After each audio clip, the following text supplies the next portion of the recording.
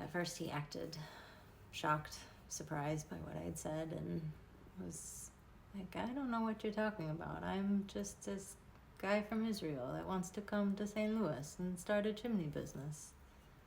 And I told him, okay, well, here's the situation. I'm exhausted. I'm so tired of fighting this. My friends are worried about me, my family. I need to be with my kids. I've been fighting this and getting roadblock after roadblock. And I am willing to make a deal. I will end all the cases. I will give you all my evidence, and we can end it all right here and now. So if you're willing to make the deal, let me know. And then he smiled and said, what kind of deal? And so I told him I didn't want to talk about it here at the property, that we could meet somewhere. I was going to tell him later. Again, I'm so out of my element here, but I'm pretending, trying. And he agrees to meet me. He wants to meet that evening. I wanted to meet later. He wanted to meet earlier, but whatever. We schedule a time. I tell him where we meet. And I just explained that it's the terms of the deal basically were pretty insignificant. I wasn't looking for a lot of money. It was more about who I was willing to make the deal with. I didn't want to have it be some low-rung person. I wanted it to be somebody higher up that was in the public eye, whether that was FBI, NSA. I have no idea who is in charge here, but it needed to be somebody that had a public name, that if things went south or they turned on me, I could at least expose that person. And he said, okay, I'll talk to them. And we decided that we were going to meet that weekend. I didn't have my kids that weekend, and I was still like thinking about him nonstop. I wanted that weekend for something to happen. I was planning on it.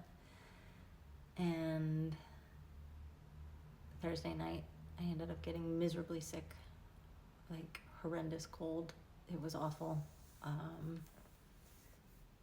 I was in bed, well, on the couch actually for 2 days straight. It was so awful. I couldn't even do anything but lay on the couch.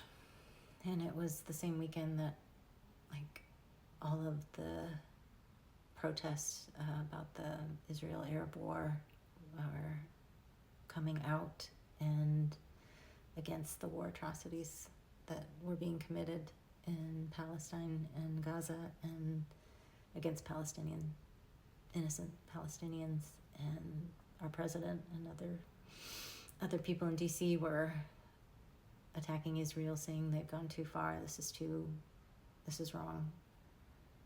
And I watched hours of that coverage, and it just was weighing on me.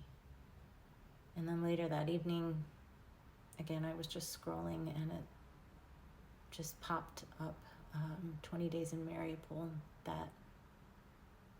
a documentary about these 3 guys that documented the first 20 days of Putin's attack on Ukraine. And it was really hard to see. I think I'm Ukrainian, first of all, and the things that they were doing, what they were bombing, the merciless killing of so many innocent Ukrainians. I think the hardest part was seeing the maternity ward that had been bombed, and all of these pregnant women laying there, dead, half dead.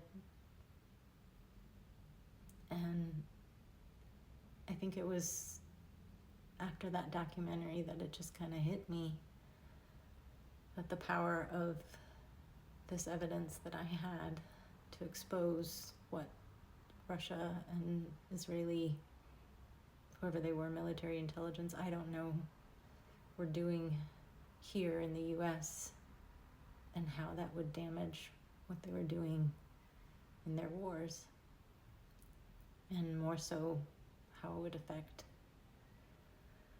the president, future president, and that Trump would be somebody that would allow those atrocities to continue, and the evidence I had would hurt his chances for president. And I think I just wrote down, like on a quick little note, I wrote Trump was their license to kill for Russia and Israel right now. And like the awareness of me, just this little person, having the ability to expose something that would be so cataclysmic that it could affect whether or not the war continued and innocent people were killed. I don't know. It definitely changed me that weekend.